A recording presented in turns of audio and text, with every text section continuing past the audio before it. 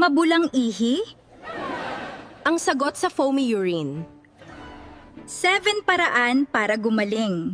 Gusto ang gising nyo kanina? Pagpunta nyo ba sa banyo para umihi? May napansin kayong kakaiba? Parang may mga bula na hindi agad nawawala. Parang bula ng sabon o beer na naiwan sa inyong inidoro? Huwag po tayong magpanic, pero pakiusap ni Doc Reyna, huwag din nating babalewalain. Dahil ang mga bulang yan ay madalas na bulong ng inyong katawan. Pwedeng senyales yan ng proteinuria o ang pagtagas ng protina mula sa inyong mga bato. Ibig sabihin, ang inyong filter o salaan sa katawan ay baka may kaunting butas na. Maraming seniors ang natatakot kapag nakakakita ng bula. Ang unang pumapasok sa isip, dialysis na ba ito? Katapusan na ba ng bato ko? Naitay, relax lang po. Sa video na ito, ibabahagi ko sa inyo ang 7 natural, abot kaya, at epektibong paraan para itigil ang proteinuria at tulungan ang inyong kidneys na muling gumaling, nang hindi gumagastos ng mahal. Health is wealth, kaibigan! Kaya tara na't magbato-bato sa kaalaman dito sa Gintong Gabay. At bago tayo magpatuloy, kung gusto nyo pang makatanggap ng mga ganitong tips para sa inyong kalusugan, pakiclick naman ang like button at mag-subscribe na kayo sa ating channel. I-click nyo na rin ang notification bell para lagi kayong una sa ating mga bagong upload. Ako po ang inyong Dr. Reyna Del Sol at sabay-sabay nating protektahan ang inyong gintong kalusugan. Mga kagabay, bago tayo dumiretso sa mga solusyon, may ikukwento muna ako sa inyo. Naalala ko ang dati kong pasyente rito sa Makati, si Mang Cardo. Isang umaga, pumunta siya sa aking klinik na halos mangiyak-niyak. Sabi niya, "Doc Reyna, katapusan ko na ba? Pagkatapos kong umihi, parang may foam o bula ng beer na naiwan sa inidoro. Dialysis na ba ang bagsak ko?" Ramdam ko ang takot ni Mang Cardo. Kaya ang ginawa ko, kumuha ako ng isang simpleng salaan ng kape. Sabi ko sa kanya, "Mang Cardo, isipin mo na ang iyong mga bato ay parang itong salaan. Ang trabaho nito ay salain ang dumi at itabi ang mga mahahalagang bagay sa dugo, gaya ng protina. Pero kapag ang salaan ay nagasgas o nabutas dahil sa high blood o sobrang asukal, ang malalaking protina ay tumatagas na sa ihi. Yun ang nagiging bula na nakikita mo." Nagulat si Mang Cardo. Akala niya kasi, kapag may bula, automatic na sira na ang buong bato. Pero ipinaliwanag ko sa kanya na ang proteinuria ay isang early warning signal. Parang usok lang yan bago maging malaking apoy. Ibig sabihin, may oras pa tayo para itahi o ayusin muli ang butas ng inyong salaan bago pa ito tuluyang masira. Sabi ko kay Mang Cardo, huwag tayong panghinaan ng loob. Ang kidneys natin ay may natural na kakayahang mag-repair, basta't ibibigay natin ang tamang sustansya at tamang pahinga. Doon ko sa kanya sinimulang ituro ang 7 steps na ibabahagi ko rin sa inyo ngayon. At alam nyo ba, pagkalipas lang ng ilang buwan, bumalik si Mang Cardo na may malaking ngiti. Dahil ang dati niyang mabulang ihi, naging malinaw na muli. Kaya kung nakararamdam kayo ng kaba ngayon, Nay at Tay, isipin niyo si Mang Cardo. Hindi niyo kailangang dumaan sa dialysis kung aagapan natin ito ngayon pa lang. Ang proteinuria ay hindi katapusan. Ito ay simula ng inyong mas masusing pag-aalaga sa sarili. Handa na ba kayong malaman ang mga sikretong ginawa ni Mang Cardo? Simulan natin sa ating kusina. Ang unang hakbang ay tungkol sa ating paboritong pampatamis at pampaalat. Pag-usapan natin ang steps 7 hanggang 5. Ngayon, Nay, Tay, pasok na tayo sa ating listahan. Sabi nga nila, ang kusina ang ating unang butika. Dito nagsisimula ang paggaling ni Mang Cardo at dito rin magsisimula ang inyong paglalakbay. Handa na ba kayo? Simulan natin sa ibaba ng listahan. Number 7. Pagkontrol ng blood sugar. Bakit ito ang number 7? Nay, Tay, ang mataas na asukal sa dugo ay parang liha o sandpaper. Habang dumadaloy ang asukal sa maliliit na ugat ng inyong bato, kinakaskas nito ang inyong mga filter. Kapag nasira ang filter, doon na tumatagas ang protina, kaya nagiging mabula ang ihi. Kaya kung kayo ay may diabetes, ang pagkontrol sa inyong sugar ay hindi lang para sa inyong binti o mata. Ito ay para iligtas ang inyong bato sa tuluyang pagkasira. Bawasan ang puting kanin, iwasan ang matatamis na soft drinks, at sundin ang payo ng inyong doktor sa gamot. Tuloy tayo sa number 6, coriander seeds water. Alam niyo ba yung buto ng cilantro o coriander? Napakamura nito sa palengke. Ang coriander seeds ay kilala sa Ayurveda at traditional medicine bilang isang kidney cleanser. Mayroon itong natural na diuretic properties na tumutulong sa ating bato na ilabas ang labis na creatinine at urea nang hindi nahihirapan. Paano ito gagawin? Simple lang, Nay. Kumuha ng 2 kutsara ng coriander seeds. Pakuluan sa 2 basong tubig sa loob ng 5 hanggang 10 minuto. Palamigin ito at inumin sa umaga habang wala pang laman ng tiyan. Ang tubig na ito ay parang shower sa loob ng inyong kidney.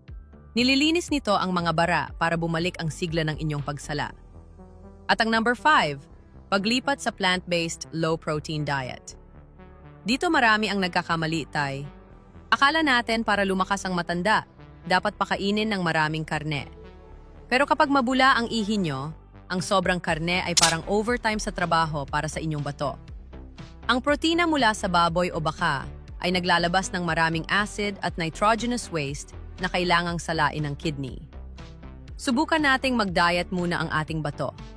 Palitan ng karne ng mga plant-based protein tulad ng tokwa, beans o mani. Ang protina mula sa halaman ay alkaline at mas mabait sa inyong mga filter.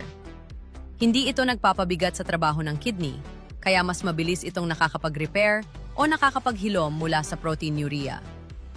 Naitay, hindi ito mahirap gawin. Isipin nyo na lang na binibigyan nyo ng vacation ang inyong mga bato para magkaroon sila ng lakas na gumaling.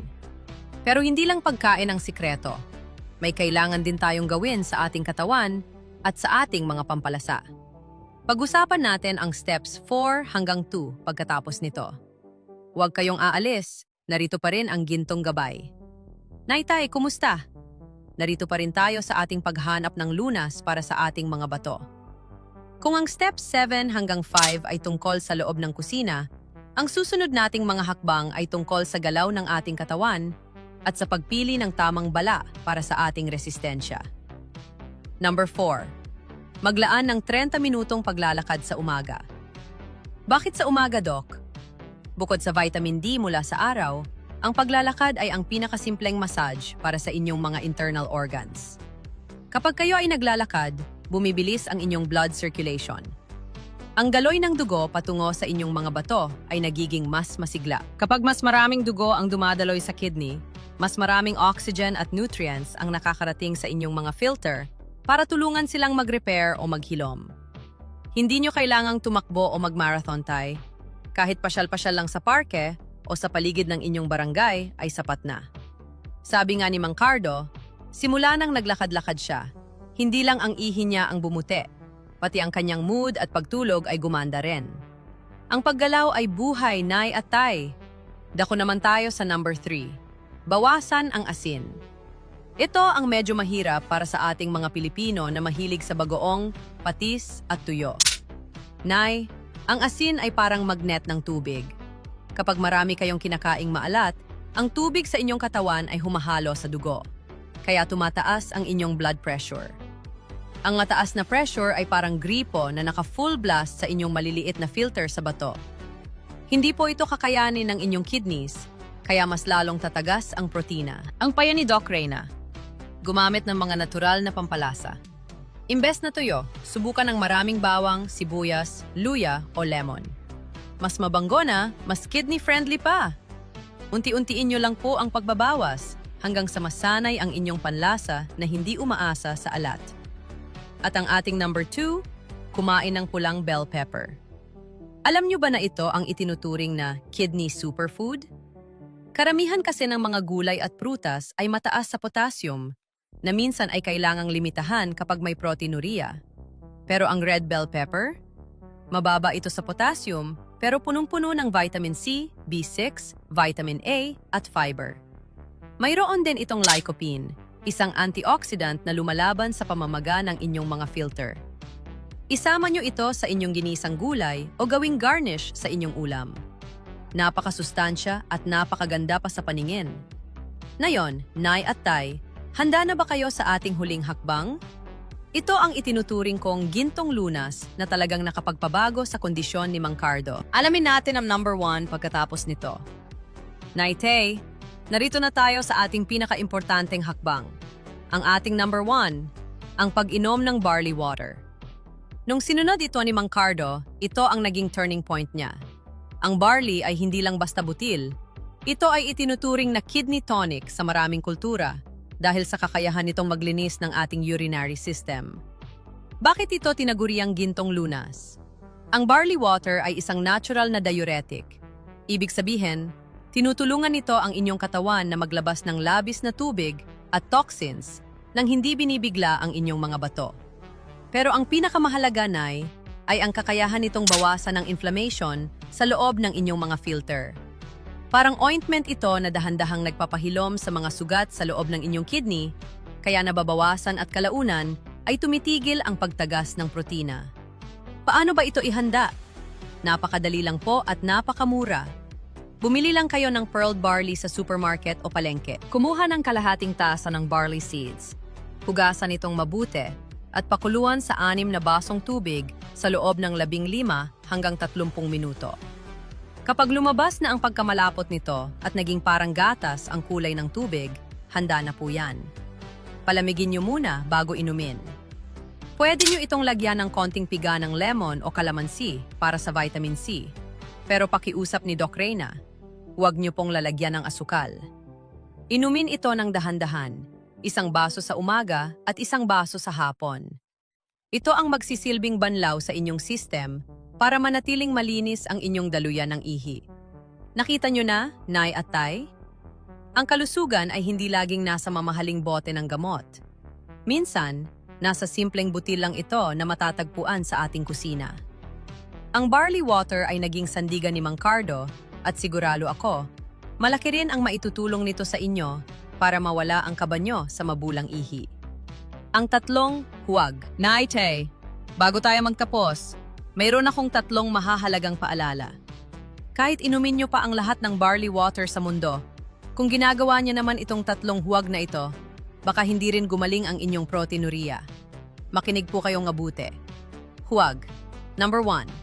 Huwag mag-self-medicate ng pain relievers. Marami sa ating mga seniors, kapag sumakit ang likod o tuhod, bibili agad ng mefenamic acid o ibuprofen sa botika. Naitay, ang mga gamot na ito ay tinatawag nating NSAIDs at sila po ay toxic o lason sa inyong mga bato kung madalas inumin. Pinipitpit nito ang daloy ng dugo sa kidney nyo, kaya lalong lalaki ang butas ng inyong salaan. Huwag. Number 2. Huwag basta-basta maniniwala sa quick cure online. Maraming nagbebenta ng mga kung ano-anong kape o tsaan na nagsasabing, gagaling ang kidney mo sa loob ng 3 araw. Maging mapanuri po tayo. Marami sa mga produktong ito ay hindi aprobado ng FDA at baka lalo pang makasira sa inyong mga bato dahil sa mga chemical na halo nito. At wag, number 3, wag magpigil ng ihi. Simple lang ito pero napaka-importante. Kapag pinipigilan nyo ang ihi, nagkakaroon ng pressure pabalik sa inyong mga bato at tumataas ang tsansa ng infection. Ang infection ang isa sa pinakamabilis na paraan para lumala ang inyong proteinuria. Kapag naiihi, pumunta agad sa banyo. Huwag po nating patagalin. Ayon, Nay, Tay, na yon ay mas handa na kayo. Alam nyo na ang dapat gawin at alam nyo na rin ang dapat iwasan. Dahil ang pag-aalaga sa bato ay parang pag-aalaga ng isang halaman. Kailangan ng dilig, barley water, kailangan ng sikat ng araw, paglalakad, at kailangan ding alisin ang mga damo, ang 3 huwag. Narito ang gintong gabay ni Doc Reyna. Nay, Tay, bago tayo magpaalam sa araw na ito, gusto ko lang pong malaman nyo. Ang bawat bula na nakikita nyo sa inyong ihi ay hindi dapat maging dahilan ng inyong pagpapanik. Sa halip, ituring nyo itong isang paalala mula sa inyong katawan na oras na para mas mahalin nyo pa ang inyong sarili. Gaya ni Mang Cardo, huwag mawawalan ng pag-asa. Ang ating mga bato ay matatag. Kailangan lang nila ng tamang gabay at konting kalinga mula sa atin. Subukan nyo ang 7 paraan na ating tinalakay. Mula sa paglalakad hanggang sa ating gintong barley water. Gawin nyo itong dahan-dahan. Isang hakbang sa bawat araw. Dahil ang bawat maliit na pagbabago sa inyong routine ay isang malaking hakbang palayo sa dialysis at patungo sa isang mahaba at masayang buhay kasama ang inyong mga apo. Kung may natutunan po kayo, Pakiclick ang like button at i-share ang video na ito sa inyong mga kumpare at kumare. Huwag din kalimutang mag-subscribe sa Gintong Gabay para palagi tayong magkasama sa pag-aalaga ng inyong kalusugan. I-comment nyo rin sa ibaba kung may mga katanungan pa kayo. Babasahin ko po yan. Muli, ako po ang inyong kapamilya doktor. Laging tandaan, ang tamang kaalaman ay susi sa gintong kalusugan. Ingat po kayo lagi, Nay at Tay. Mabuhay!